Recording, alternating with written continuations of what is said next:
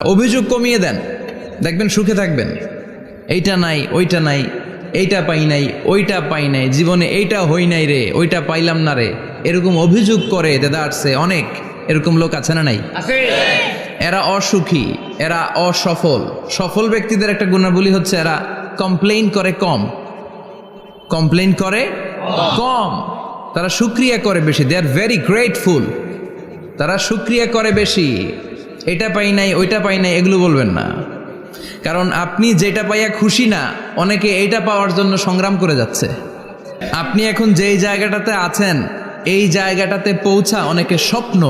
আপনি এটা পেয়ে খুশি না, কিন্তু আপনার জায়গায় পৌঁছার জন্য অনেকে স্ট্রাগল করে যাচ্ছে, সংগ্রাম করে যাচ্ছে। আপনি যেই পজিশনে আছেন, শুধু এই পজিশনে আসাটাই অনেকের স্বপ্ন।